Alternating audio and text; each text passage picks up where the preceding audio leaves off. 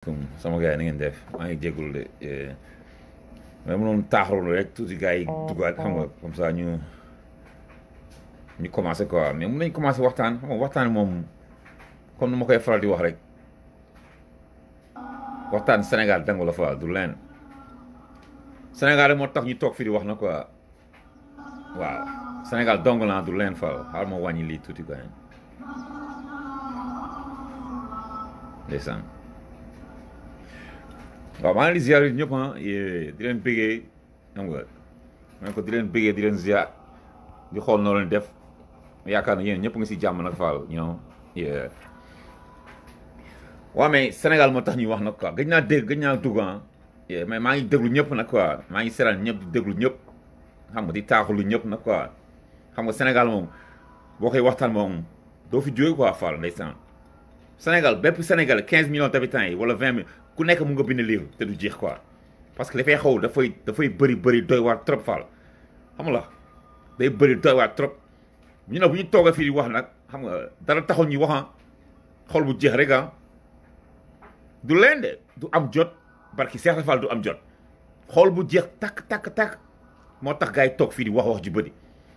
moo tax pañe saa da ngay jékki-jékki nga ne man dootuma wax quoi xaaral ma toog noppalu quoi parce que sa xol bi day jeex quoi parce que da ngay wax dafa mel ni yow li ngay gis ñi nekk Sénégal dëkk fa ñoom gis ñu ko quoi mais gis nañ ko de gis nañ ko ñu ngi koy dund mais xeer bi moo dalagul quoi xeeru Macky Sall bi moo dalagul ci ñoom barki Seex Fall bés mu dalee si ñoom rek nañ jug de xeer bi bu dal si ñoom dinañ jug Fall waaw parce que liy metti si ñoom lay jóge liy tooy si ñoom lay jóge ñun ñi ngi sant alhamdulilah ñun amuñu si dara wax ji ñuy wax ñi wax ju bëri ji amuñu si dara Fall te bëgguñu si dara tamit man da Fall bëgguma ci dara dam cee soxlul dara Fall amul dara lu mu soxla bëgguma si dara bëgguma si ku ma si ne jaajëf bëgguma ni ko si dara parce que sama warugar la man maa toog xool li ñuy def Sénégal mu neex di ma toog fii di ko wax mais amul leneen faruma fenn faruma Pastef faruma PDS faruma APR faruma PAI faruma xawma benn parti muy leer quoi faruma Pastef parce que damay dégg gars yi di wax naan kii Pastef la nekk faruma Pastef aw ma carte man Pastef du ma waa Pastef na leer naññ si seen bët yi li may wax man maa koy wax Fall wax ji bu dëgëree bu nooyee bu naxaree man maa ko wax je prends toutes mes responsabilités bokkuma Pastef bu leen taxal Pastef nag parce que tey Ousmane Sonko wala keneen waa Pastef bu fi defee lu mu war man fii laay génn wax ko parce que fay ñu sama courant fay ñu sama ndox fay ñu sama kër fay ñu sama oto dunduñu du may dundalee sama njaboot bi maa koy ñàkk man Fall Cheikh Ibra ñàkk jëluñu loo man maay dem ñàkk jëluñu indi sama njaboot Falloo ma kenn Fall man kenn fësul sama bët Fall ma ne kenn dafa fës sama bët Fall parce que man damaa xam sama bopp man doomu ceddo bi sëdu ceddo man damaa xam sama bopp damaa xam fu ma bokk man Fall moo tax bu gars yi di toog fii di wax waxu Macky Sall wax waxu Idriss Seck wala Pape Diop wala Sonko dama bëgg ngeen déglu leen ak xel il faut ngeen di déglu il faut ñuy dégloonte rek quoi amuñu si dara Fall aw ma si dara dara laa ci amul te seet mo dara Fall Sénégal nag dañu am président bu tudd Macky Sall la tudd nee na nu mu tudd journée 31 décembre dafay def discours quoi mais si biir discours am boo leen seet si biir discours am Macky Sall yabaate bu mu yabaate il a fait que répéter ce qu'il a dit l'année dernière ay répétition dong la fa def répétition dong mu dajale ay journalistes am ay gars yu ñàkk a fayda quoi ñàkk a fulla ñàkk a fayda ñu fay la ñoo toog foofu ku nekk sol sa kos ñii ay doomaraam dëgg lañu quoi ay baadoolo yoo xam ne parce que lan Macky Sall mi la def ay bon ay per diem ñu toog question sax ñaaw ñu ko laaj yow nooy toog ak président bii mooy deuxième mandat ah li mu fi wax yëpp duul ñu fi duul yëpp fen ñu fen yëpp sa doomaram de Macky Sall ngay toog ak Macky Sall naan ko yow loo xalaat si troisième mandat Macky Sall il n'a même pas le droit de penser à avoir une troisième mandat wala déet yow journaliste boo koy laaj xam nga loo koy laaj kan mooy sa remplaçant loolu nga ko war a laaj mais naan ko ay troisième mandat loo koy laaj troisième mandat man léegi li ma jaaxal mooy Sénégalais yi yéen a dax arabal fii xam nga arabal yéen a dax arabal yéen a ngeen def yéen a gën a jàng ñëpp si àdduna bi Sénégal boo gis mu ne moom intellectuel la seen constitution nee na nit ñaari mandat lay am président sortant loolu lañ koy laaj ndax troisième mandat da koy am wala du ko am laaj kan mooy remplaçant wala nga laaj ko bu paree si mandat bi lan lay def ji dafay béy ji tool wala dafay dem toog ji lu muy def ji loolu nga koy laaj mais doo ko laaj sa naan ko li ma woon le Sénégal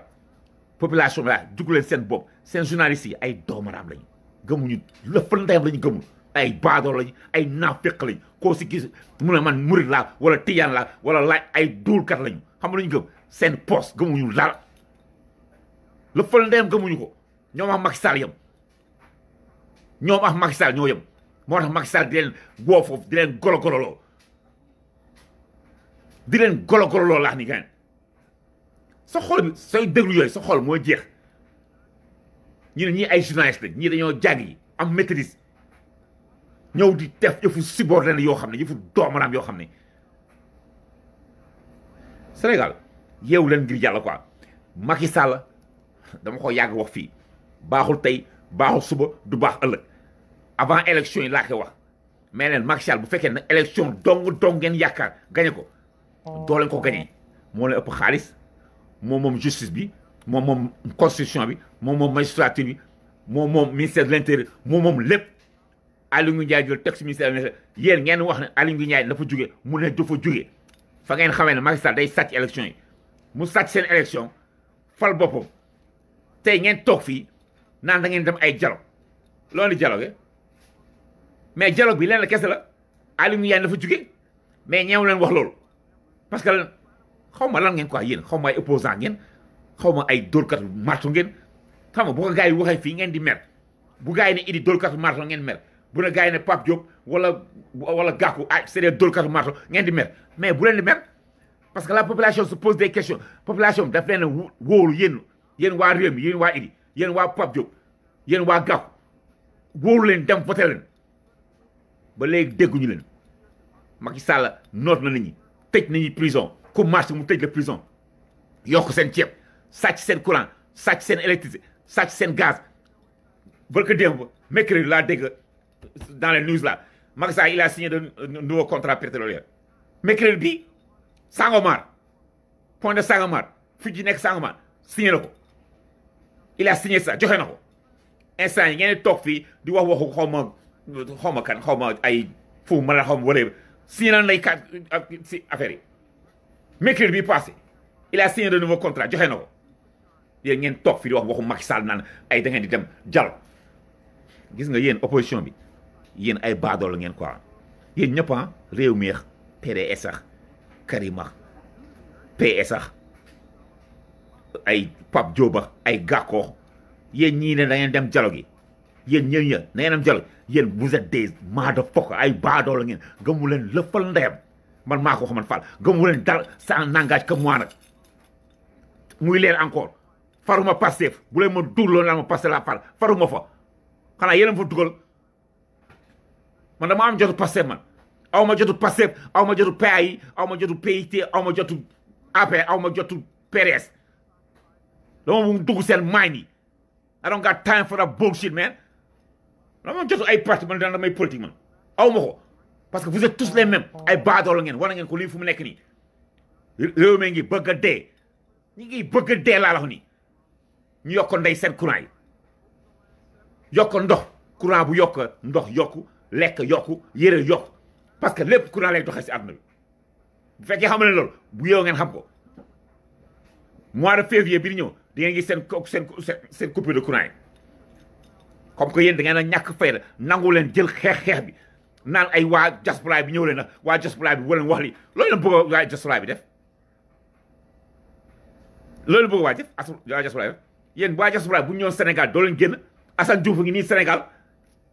pourquoi dem leen jëli Assane Diouf ngeen ànd ak marché moom fii lañ teg Assane Diouf foo leen génn leen cottu ndeyam ñeneen waa diaspora bi Assane Diouf exemple la diaspora si diaspora bokk ñëw na ba Sénégal loolu leen ko def leen ko dara ànduleex moom fenn ba mu mujjee moom tamit di simi vestam di wax ay waxu Sonko wax dox faraluma Sonko fooy gisee ku sàcc 94 milliards nga bàyyi ko fa naan kii sàcc 12% waxu dof mais loolu moom la concerne Sénégal yéen laa bëgg ngeen yeewu faal xam seen bopp xam ne Macky Sall du ay carte ko fi gagné seen dialogue national bi bu yow ngeen jël ko dóor ko si suuf suul leen ko sas ko wàcca nday si tali bi xeexa Macky Sall loolu moo fi jëlee Macky Sall de du leen de waxoon nañ ko fii avant 2019 fii lañ ko waxati ko ngeen woowale dëggal bopp naan da ngeen dem vote yi ngeen vote ji fan la mujj mu sàcc na élection yi jël boppam teg ko fa jël policier nii laa ko waxee ba léegi loolu am fu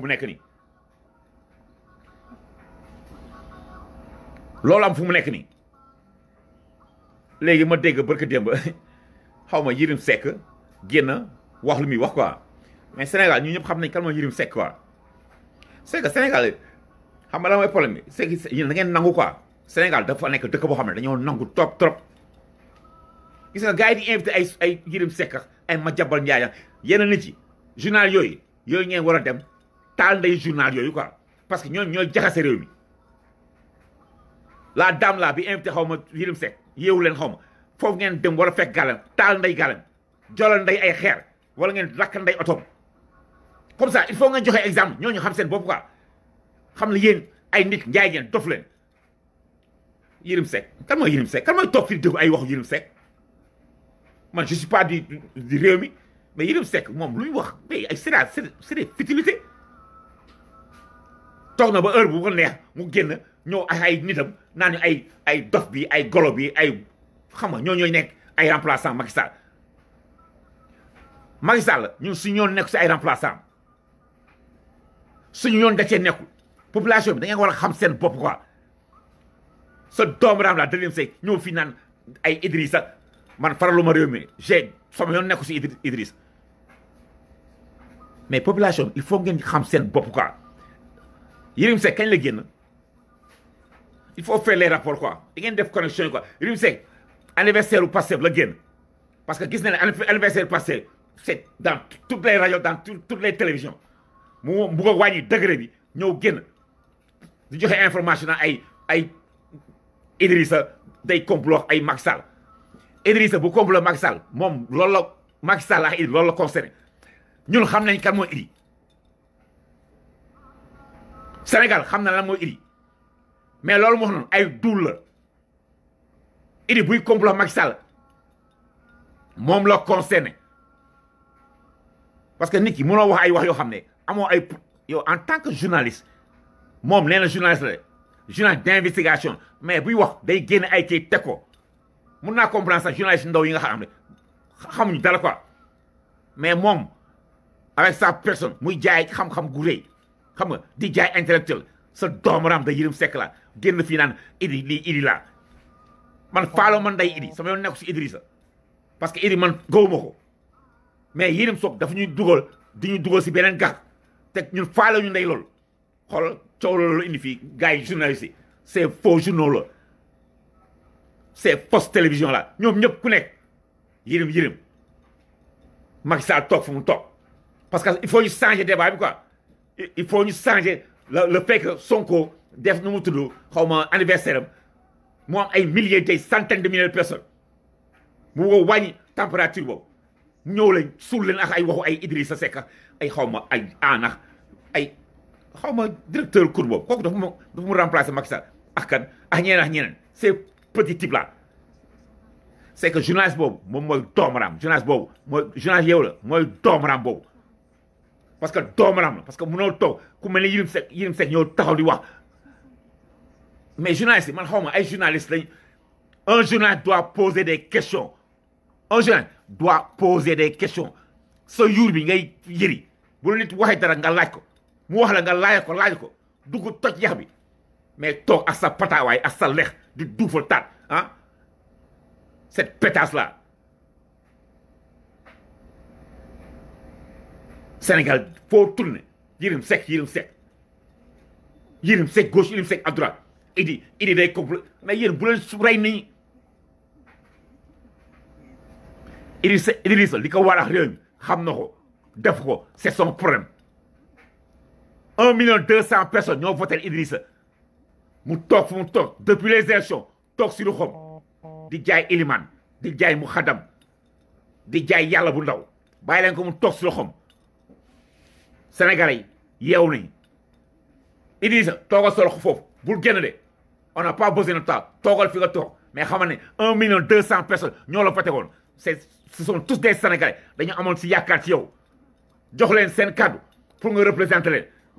fu mu nekk nii réew mi sonn électricité bi yokku courant bi yokku ndox yokku gaz Macky di tëj ku nekk yow Idi nga toog sa loxo yow di jaay le petit intellectuel di jaay le petit muxadam toogal fi nga toog nag leexaar mi ngi sa ginnaaw leexaar mi ngi sa ginnaaw waxu nit laa la wax man du ma attardé aussi loolu quoi ba pare y a un autre doomaram bu génn Mame Mbaye Niang yow war nga wax kenn yow mais que Sénégalais yi il faut ngeen xam seen bopp quoi yàgg naa ko wax ay genre Mame Ndiaye dem leen gàlle taal ndey seen gàlle yi taal ndey seen gàlle yi boo leen ko defoon du ñu génn fii di wax Mame Mbaye Niang ku mu yàpp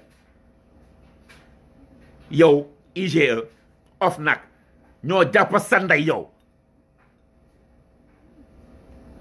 ñi nga sàcc ndey suñu xaalis mu leer nañu si bëtu ñëpp ñu ngi wax si journaux yëpp la même personne cette dame là doomaraam gel boobu noonu gel bu pata boobu ak ay lexam ah fumiste bu toj la fal ndeyam boobu moo fi invité ay Mame Mbaye Niang war na sax rusal nday génn naan day wax waxo moom moo génn fii naan Idrissa sàcc la lii sàcc la lee di wan ay kayita Mame Mbaye Niang tojal sa la fal ndey Idi bu sàccee ñun xam nañu bu sàccee ñun xam nañu toi tu es la dernière personne bu war a génn toog xool Sénégalais ci bët Rousseau sëggoo sa ndey naan da ngay wax waxu Idrissa Seck yow yaa katta sa ndey yow ngay sàcc dina accuser sàcc yow da nga sàcc ba ñëpp gis ko yow da nga état bi moo la condamné sa ndey Idrissa bu fekkee dafa sàcc mais kan mooy président di Macky Sall mooy président kan mooy procureur di Macky Sall mooy procureur comme mooy constitution di Macky Sall na porta nday plainte Idrissa na wax procureur mu dem jël nday Idrissa bu fekkee am nga preuve seen preuve ngay wane di katt sa nday di duul procureur na dem jëli Idrissa mais doo leen ko def parce que yéen a bokk muus Macky Idi Ablaye Wade vous connaissez vous les trois vous connaissez xamante ngeen bu baax yow nga toog foofu yow Mame Mbaye Niang génn naan da ngay ruube ndey si temps bi pour jaxasa ndey esprit pour rek Sénégalais il faut ngeen comprendre ces doomaram de APR la saa ñu génne diversion la ñuy ut diversion nag parce que am na luy waaj a xew si dëkk bi ñu génne ku nekk def seen diversion ku nekk génn def seen diversion Mame Mbaye Niang mooy génn di wax naan Idrissa sàcc la naan Idrissa am na compte fii am na compte fële am Mame Mbaye Niang tojal sa la fal ndey Idi bu sàccee man faralu ma ndey Idi gow ma ndey réew mi Idi bu sàccee kan mooy président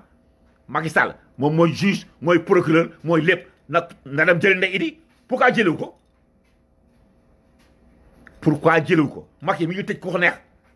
il faut la merde au pays ñëpp lay tëj pourquoi demul jëli Idi ma ne pourquoi demul jëli Idrissa na ko jëli bu ko jëli Idi di kattan ndeyam parce que ñoom ñëpp ay doomaraam lañu ay sàcc lañu ils se connaissent tous yow Mame Mbaye Niang doo ñu jàngal dara si Idi yow nga kat sa ndey yow na leen leer nag de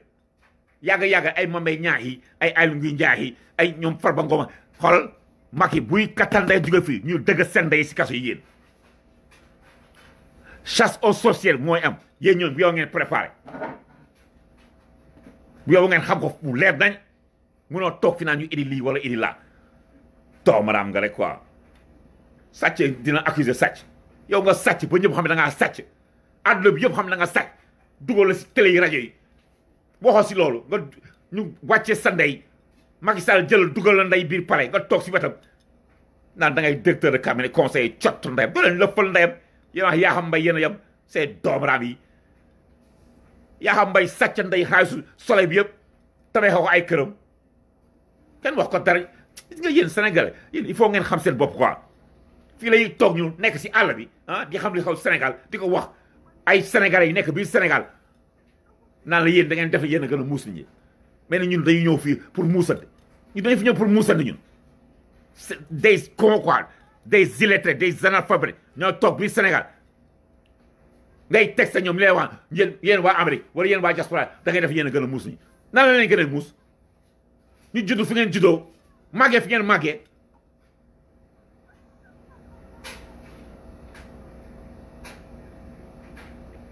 yéenay doomaraam yi parce que yéenay bàyyi Mame Mbaye Niang doxawal yow mii di wax waa diaspora bi lii ak lii yow ab doomaraam nga yow parce que yow boo doon gor da ngay dem kër Mame Mbaye Niang xam nga fu Mame Mbaye Niang dëkk moo sàcc ndey sa xaalis da xam nga fu Aliou Sall dëkk moo sàcc ndey sa xaalis yéen xam ngeen ko yéen xanaa waa diaspora bi ngeen ñeme xanaa waa diaspora bi ngeen ñeme doon dem kër Aliou Sall kër Mame Mbaye Niang kër Aliou Ngouille Ndiaye mais non da ngeen dugg si gars yi di laaj di ruube di wax seen waxu dof yooyu te waa diaspora bi ku fu ñëw wàcc si Sénégal doo leen ko def cottu ndeyam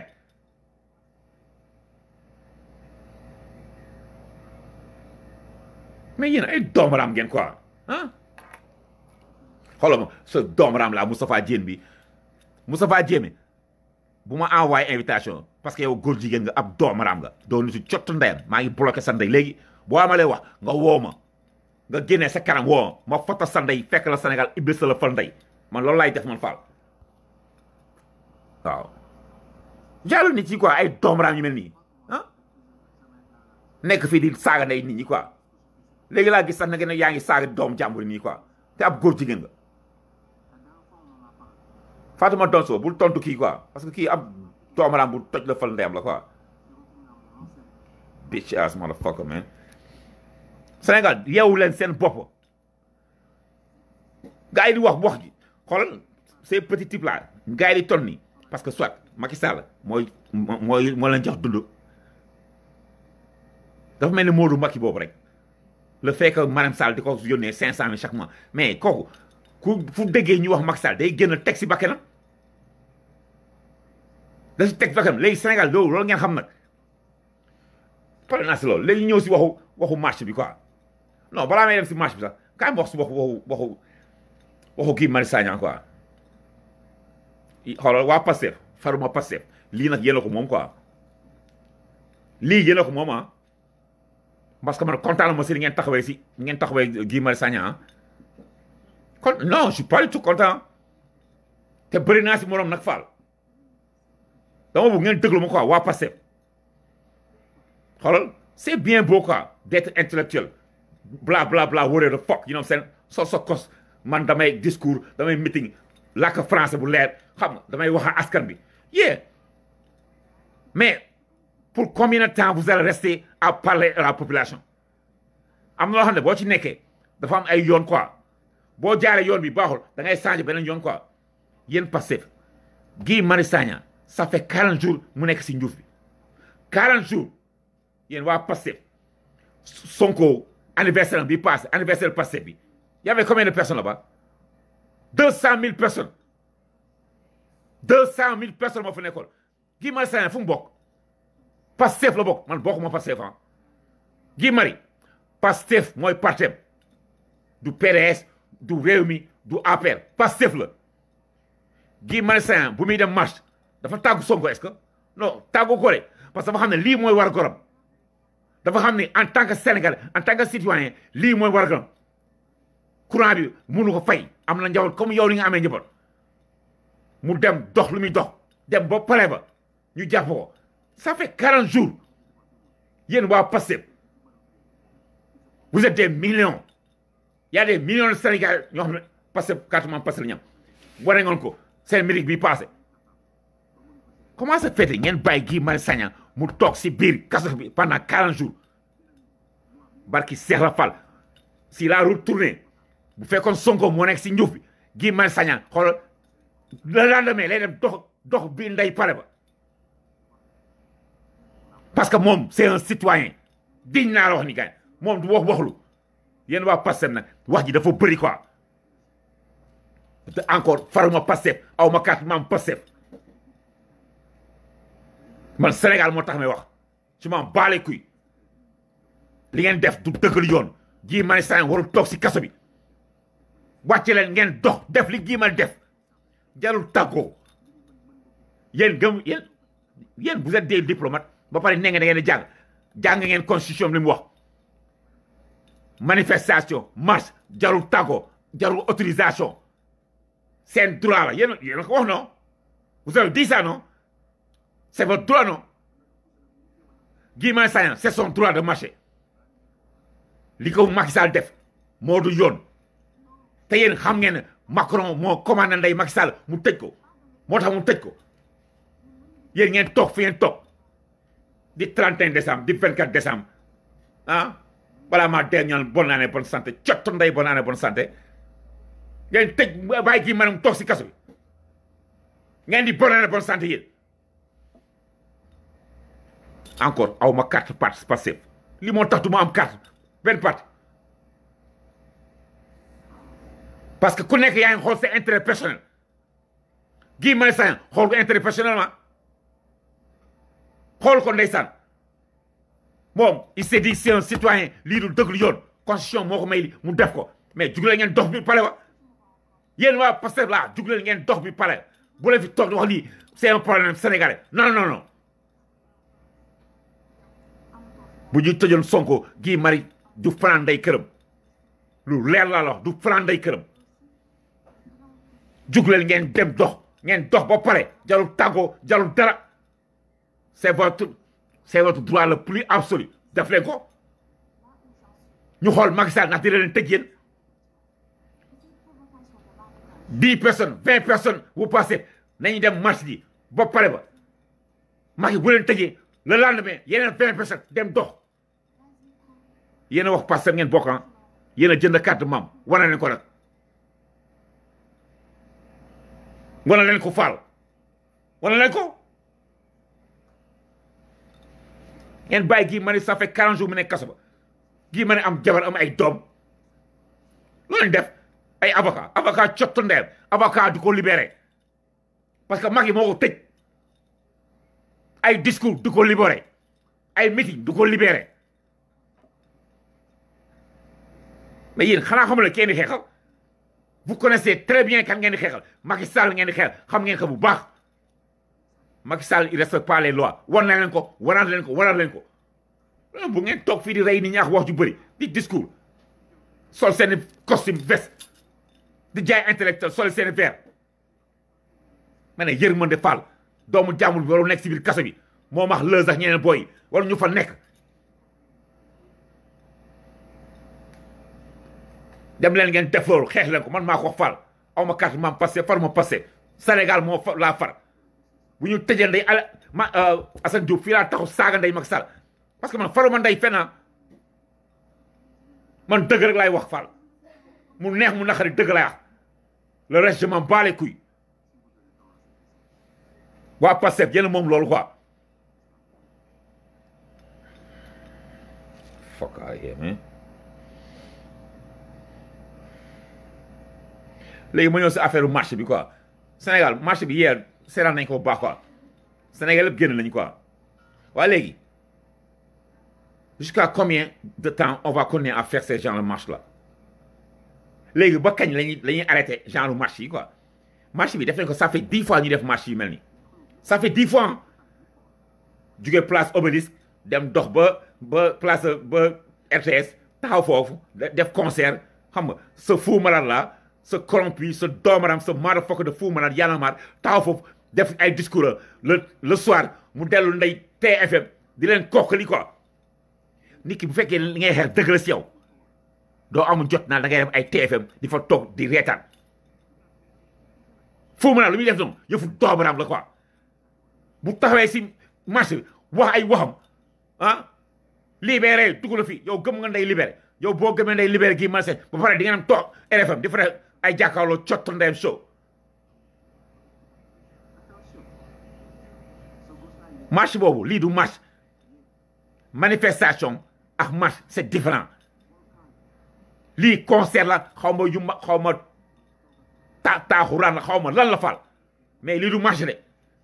te nit ñi bu koy wax ngeen toog fi man xool Sénégalais yi génn man dama leen di jaajëfal mais c'est doomaram da yana marra ñoom ñoo leen di jugal si gut xool fii ba l'an 2000 barki maam Seex la fa bu fekkee li ngeen def li ngeen Macky faalewu leen Macky Sall c'est un doomaram fal Macky Sall du ab nit Macky Sall ab dëmm la ab doomaram la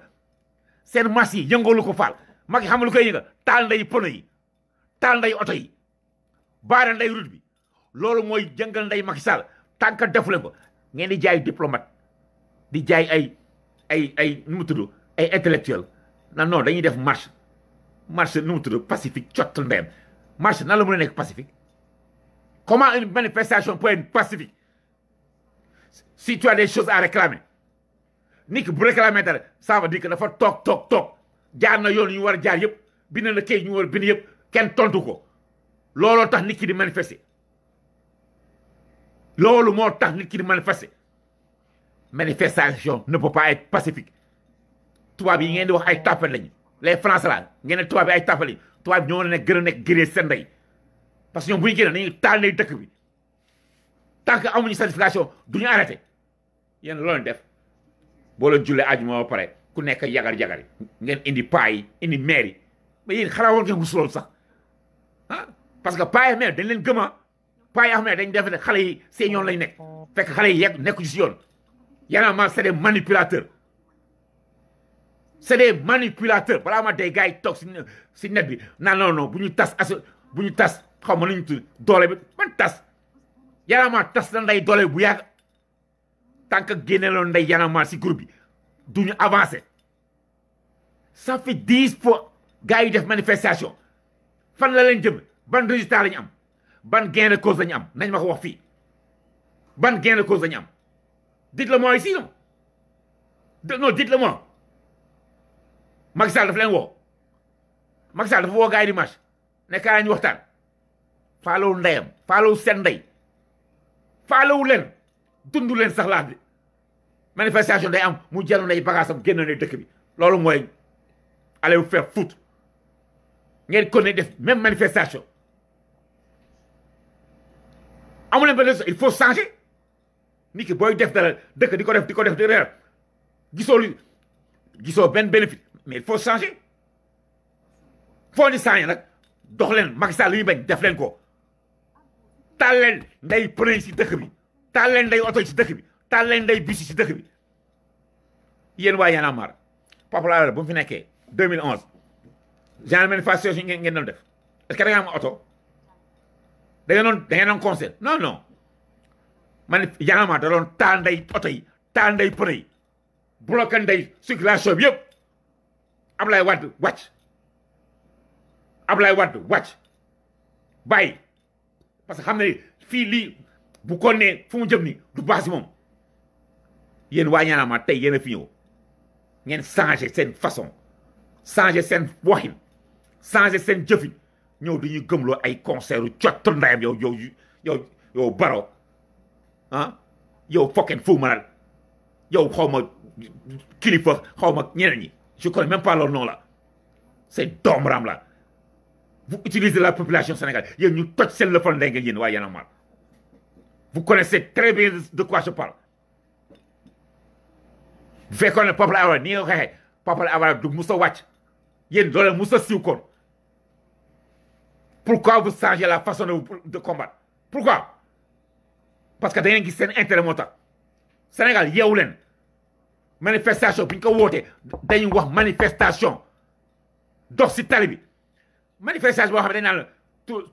midi ngay commencé 3 heures ngay commencé 6 heures nga pare ban genre manifestation nañu joxe heure xanaa yéen amul leen naxari kuy manifester dafa am lu ko naxari kuy manifester faalewu nday heure heure cottu ndeem ñun bu ñu doon manifester 88 amuñu heure rëffal ndeem dañuy manifester ba fajar ba 6 heures yéen ñu leen jox heure naan la ay 3 heures 2 heures ngeen di yegal sa doomaram de Fou Malade yoonu day micro sa doomaram de Fou yanu micro bi ah oh gaaw leen na gars yi ñëw gaaw wax ban genre manifestation la heure bi léegi mu jot ban manifestation ngay dégg heure bi léegi mu jot yéen préfet moo leen jo wax fee ñu jaar yéen yanaamaa yéen a kat seen ndey yéen doomaraam yu toj seen lëfal ndey ngeen quoi ay baadoo la yu kat seen ndey ngeen démb ma dégg xaw ma Fadel Barro mais Fadel Barro moo fi toogal fii 2011 ah déglu leen li Fadel Barro wax 2011.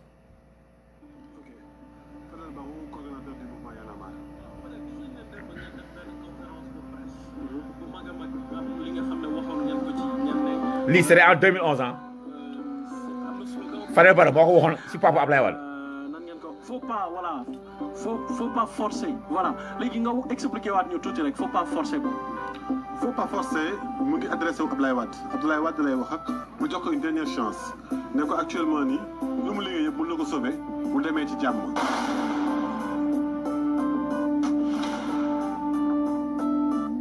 ndax réew mi moom lu mu bëgg mooy tas ko te duñ ko nangu mu ngi xaajale Sénégalais yi ñi mu jënd seen affection day dem gis que day commander affection finalement kenn faalewu ko muy jënd affection nit ñi leen fay ay 5000 pour ñëw ci rassemblement am boobu. Barro moo wax lii si Ablaye Wade. lu ci ëpp solo mooy Sénégalais yi nga xam ne gëm nañ seen bopp Sénégalais yi nga xam ne gëm nañ seen réew au moment Ablaye Wade di génnee xaalis pour jënd leen ñoom ñu génne ko dignité actuellement c'est l'argent contre la dignité c'est l'argent contre l'amour pour son pays tout simplement moom la ñu woote ñun ci faut pas forcer boobu ne ko bul forcer te boo forcer ñun boo defee nii boo utee alibi ba def ni Kadhafi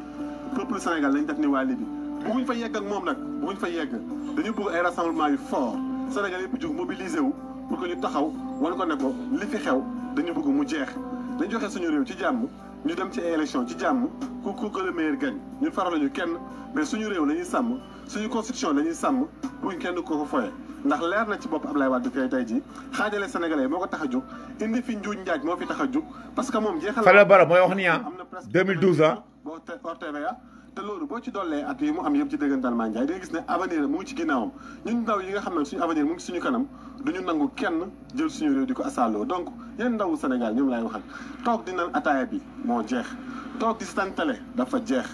toog dëkk na ma réew mi bokk ma affaire politique yi ñun politique uñu loolu moo fi jeex xam ne réew bi tey fi mu toll problème mu Sénégal sénégalais bu nekk moo koy faj te ni mu koy fajee moo ñu génn massivement ku julli ajuma ba pare ñu dajee place de l'Obélisque wane suñu bopp yaanaa maar nag ñoom comme ni ñu ko daan defee dañ dajee ci buntu lycée Kennedy buñ jullee rek ba pare fa la ñuy dajee après ñoo def suñu entrée comme ni ngeen ko xamee ak ni ñu ko daan defee rek dans le NTS nag. démb gis nañu leen ngeen di woote jàmm tey ñu attaqué waa M23 ba toj.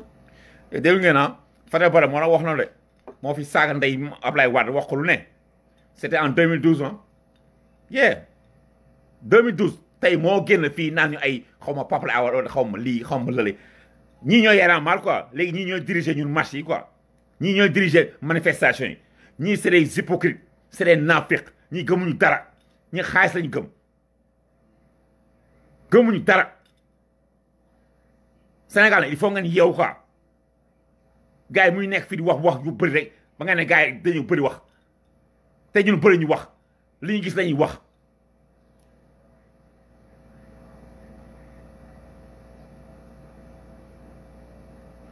li mu wax si waa Pastef nag xoolal dina am ñu mu neex dina am ñu mu neexul mais man je m'en fous ah li ma wax ni je m'en fous laa la wax ni gars parce que man bokkuma Pastef li ma gis laay wax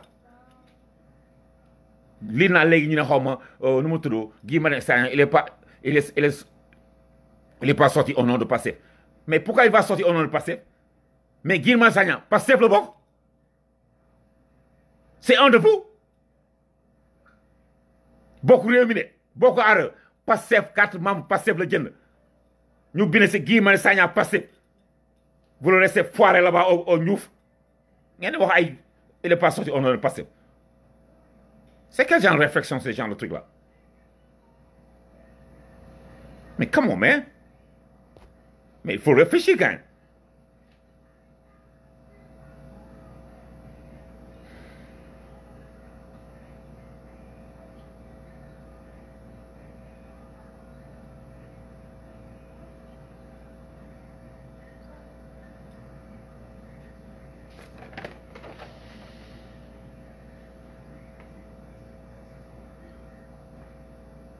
maa ngi def seetaan tamit sama live sama gars yi xam nga ñuy commenter si waxu si le fait que nu mu tudd Macky Sall nee na des setal xaw ma Sénégalais yi ba pare gars yi di joxe ay solution naan xaw ma na gars yi jënd Macky Sall na jënd ay mbalit fii ay pot fii ay wërë gars yi Sénégalais yi dofu leen dofuñu dofuma Macky Sall xam na bu baax lépp lu muy def Macky Sall moo leen gën a bëgg lu baax doful dina jàpp ko boo demee kër Macky Sall këram de am na pôle mbalit ci biir ak ci biti Macky Sall xam na lu ñuy defaree Sénégal c'est que coow li mooy moom il veut pas Macky Sall leen la bëgg a sàcc Sénégal sàcc ko yulli ko ba pare toog fi toog si ngeen boo leen toogee seetaan ay troisième mandat mais il va faire ça hein boo leen ko seetaan il va faire ça tant que wàccu leen kattanday dëkk bi Macky Sall il va faire troisième mandat du ay changé xaw ma lan électoral xaw ma dugg na fi génn ces petits mots là que vous jouez avec c'est pas ça qui va faire le pays Macky Sall boo leen taalul ndey dëkk bi du wàññi tànkam amul dialogue national amul dialogue politique amul dialogue administratif amul dialogue cottu ndeyam wàcci leen si dëkk bi xeexam Macky Sall looloo koy jigi Papa Abdoulaye Wade 2000 Abdou Diouf bu gars yi demee jël ji Papa Abdoulaye France par bu mu ñëwee lu mu def Papa Abdoulaye ngay dafa ñëw di discours non dafa ñëw di manifester marchul de Papa Abdoulaye marchul en 2000 da doon manifester gars yi wàcca ndey si tali bi taal ndey produit lakka ndey oto yi Abdou Diouf xam ne pas bi il est décidé il a respecté ñaata la ko woo ñaata yoon la woo Abdou Diouf woo Abdoulaye Wade Abdoulaye jàpp fu mu jàpp rek noonu lañuy opposé mais du toog di def ay discours di solo ay cravate di lakk ay tubaab gënu leen fi jàng kenn fal il faut battre le fer quand il est chaud bu wax jotee ngeen wax bu wàcc jotee ngeen wàcc Macky Sall ab doomaram la du ay discours moo ko fi jëlee du ay élection moo ko fi jëlee du ay changé xaw ma liste électorale moo ko fi jëlee il s'en bat les couilles nu mu sàcc élection yi 2024 noonu lay dem passer par force sàcc élection yi te doon si mun dara parce que ngeen toog fi ngeen toog Macky Sall il vous a essayé une fois 2 fois 3 fois vous n'avez pas réagi il vous a essayé plus de 10 fois vous n'avez pas réagi mais wax leen ma kañ lañu dëgg kañ ngeen ban manifestation le Sénégalais wàcc ci tali bi taal nday pon yi loolu kañ la bi fi Macky Sall nekkee ba léegi am na est-ce que gisuma ko de te dégguma ko Macky Sall fii la menacé ak Papa Abdoulaye Wade menacé doo ko si télé bi réseaux sociaux yi ñëpp di ko gis menacé pas bi ne pas bi s'il recule pas on va le déloger yéen ngeen toog fii di xool ndax Macky Sall dina leen seen espèce de concert marché dina ko faale wala seen discours ya seen meeting yi mais faalewu leen fu mu toog lay toog Macky Sall li koy jëngal mooy ngeen génn si dëkk bi ngeen bàyyi seen affaire u naafeq yi ay diplomatie ay démocratie ay marche pacifique cottal nday marche pacifique fuck off man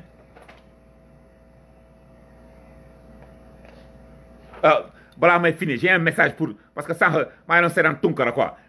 sa doomaram de Ibou Ngom dugg fa di naafequl Tunkara yow Papa Ousmane Dramé ak man la Ibou Ngom boobu y a 3-4 mois envoyé message yàkkal la lu ne yow Ousmane Tunkara yàkkal la lu ne yow Papa Ousmane Dramé yàkkal ma lu ne man Ibou Fall te waxuma ko tooñu ma ko xaw ma ko sax parce que dañu dugg di def live si Idrissa mu génn di wax lu ko neex man dañ ma ko envoyé sax ma dir ko mu saaga na yow Ousmane Tunkara yow tey nga jël ko sa doomaram de Ibou Ngom laa man xaw ma kan ma Ibou Ngom xoolal gis nga Idrissa bu fi defee lu mu doon fii laa dugg saaga lëfal ndeyam te yow doo si mun cottul ndeyam yow wax say morom doo leen si mun lëfal ndeyam parce que man je suis un Sénégalais Idrissa moo ne dafay laaj kàddu askan bi bu ñu gisee lu ñu war a wax dañ koy wax te doo si mun cottul ndeyam te man Italie nga nekk xaar ma Italie barki maam Seex Rafal xaar ma Italie parce que man waxuma ak yow man Idi laay waxal man xaw ma la sax xaw ma la mais Ousmane Tounkara moo ko def di la jël ay live am nga ñëw fa di arabal looy kat sa ndey arabal il faut assumer man damay saaga sa ndey fii bu ma la gisee saaga sa ndey c'est comme ça qu'on assume il faut assumer tes dires là il faut assumer tes mots mais nga tey nga dugg si live Ousmane Tounkara di fa arabal di naafiq naafiqul naafiq mu naafiqun ku kata sa ndey nga yow Ibou Ngom yow toomaraam nga doon Ousmane Tounkara moo ko def bu la jël ay live am Ousmane Tounkara bàyyi affaire négociation yi yi nga war a bàyyi affaire négociation yi bu ko def quoi gars yi di la saaga ndey fii suba nga yeew suba naan da ngeen dugg sa live pour lan Idrissa mooy kan bu fi defee lu ñu war dañ koy wax Sonko mooy kan bu fi defee lu ñu war dañ koy wax Macky Sall bu fi defee lan dañ koy wax lan la yéen da ngeen moom li ñu yéen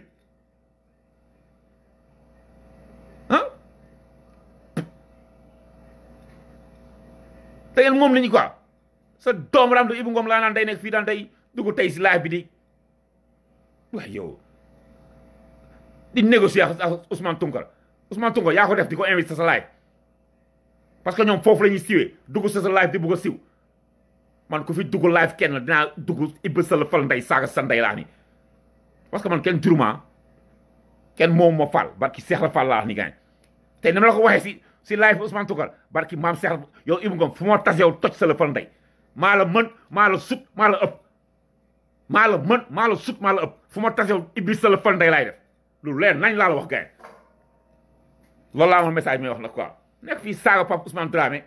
saaga ma fii wax loolu nekk lu neex ba pare tey nga dugg si live Ousmane Tounkara di naafeq naan da ngay arabal cottu ndeyam il faut assumer tes dires nigga fuck off man waaw Sénégal xoolal man pare naa quoi sama live lii loon quoi xoolal Sénégal ay dialogue national yi jëlee ngeen teg ko si suuf dialogue national avant dialogue national dafa am lu ko war a pare yàqu nañ seen courant seen ndox jëlee leen di leen tëj ci kaso bi wax leen waxu loolu make sure que sa doom ram de Macky Sall 3e mandat wala 4e mandat du ko am mais boo leen ko deful ngeen nekk fii ñi ngeen yónnee si dialogue national bi c'est soi-disant opposant la du ñeen opposant de seen bopp lañ fa nekkal muy ñoom ñëpp nag parce que kan ngeen si dégg mu génn kaas ani Gakou ani Pape Diop ani Idrissa ani ñu ani Bougane ani tous ces gens là Idrissa amoon na 25 partis yu ko topp ay capitaine Dièye ay xawma na juge dem ani ñoo ñëpp où sont ces gens là dégg ngeen la ñu wax si électricité dégg ngeen la ñu marche dégg ngeen la ñu kaas déggu leen ñoom ñëpp a yem wari ko foofu ñoom ñëpp a yem c'est des doomaraam gëmuñu dara faal Sénégal nag gëm leen seen bopp nag quoi xam leen ne ñi ngeen ñii du ñu ay du ñoom de ñoo wax makkee yem quoi ñoo wax makkee yem faal waaw man loolu laa ma leen wax nag quoi xam nga pare naa si live bi quoi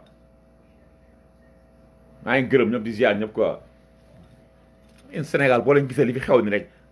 ngeen nekk fi di daan da ngeen di poser question yenn question yi Macky Sall quoi mais ni Macky Sall dafa leen yàgg wax dëgg Macky Sall dafa yàgg duul fii duul la fi yàgg def fen nit ñi duul nit ñi tëj nit ñi jaay leen doore ngeen toog fii di ko arabal di ko raay quoi balaa fin d'année bi rek Cissé Lo Yakham Mbaye sa doomaram da Farba Ngom tas ndey Sénégal bi yëpp yéen journalistes yi def leen enquête si loolu waxu leen si loolu posé leen ndey question Macky Sall si loolu dem assemblée Cissé Lo lu nekk mu wax assemblée Yakham Mbaye génn naan kii dañ koy jox 4 000 tonnes ani 4 000 tonnes yi Cissé Lo nee na y a des drogués y a des ministres qui vendent de la drogue xam na leen Macky Sall waxu leen yéen ngeen toog fi ngeen toog quoi non la ngeen def marche pacifique continuez à faire des marches pacifiques quoi ngeen xool fan lay mujjee kon leen bàyyi ay yalama di leen jiite ngeen xool fan lay mujjee quoi du mujjee fenn defal di ngeen def 50 marches doole am résultat 50 marches yokk électricité yokk ndey lépp ngeen toog fi ngeen toog quoi